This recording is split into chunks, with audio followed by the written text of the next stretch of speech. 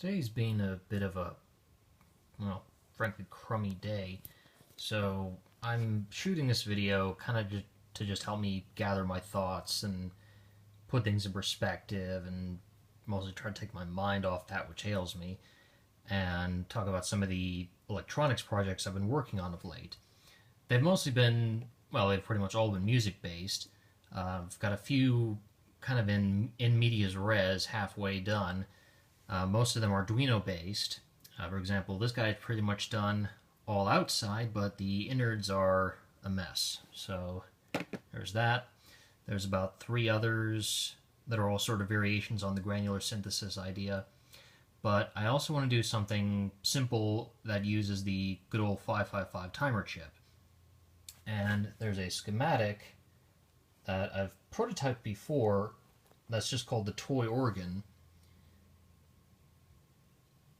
And as you can see, what it really is a 555 running in astable mode that so produces a square wave.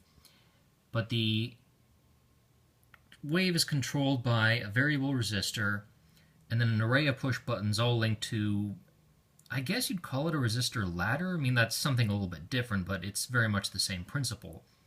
And then that goes out into a speaker. So I want to do that too, but I want to do something a little bit different. So as you can see here, I may not use this PCB just because I've been having really bad luck with these. I normally like them because of the power rails, but they've been really hard to work with, and the last few things I've made with them just have not worked at all. I mean, granted, my soldering skills are terrible, which could be why, but the point is that doesn't really help. So I have some other Adafruit boards that I might want to use, and hopefully that'll be a little bit better. But I'm not going to deviate too much from the original schematic apart from just over-engineering it. So for example, normally instead of just little push buttons, I've got these guys which I've used as kill switches and other things because they've got this normally open, normally closed setting. They're illuminated, which is cool, and they've got this very nice micro switch click to them, which I love that. Reminds me of an old arcade controller.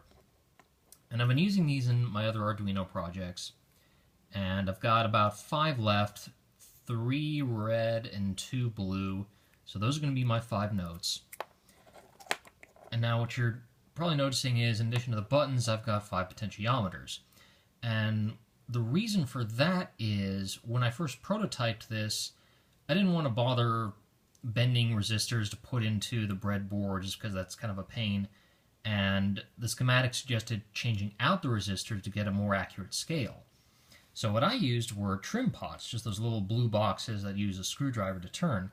So above each key is going to be, this is a little 5K potentiometer, and that's how essentially I'm going to tune the organ. And then that of course has its own little tone wheel, which is just a 250K potentiometer that comes out of the PCB and then out to a speaker. And I'm going to have a speaker instead of a line level output because that's another thing I've really been having trouble with. The last successful thing I made with a line level output, there was this really bad hum, and I think it had something to do with either the cable I was using or one of the capacitors was too high or letting too much through. So I'm going to just stick to a speaker just so that way the whole thing can be self-contained and portable.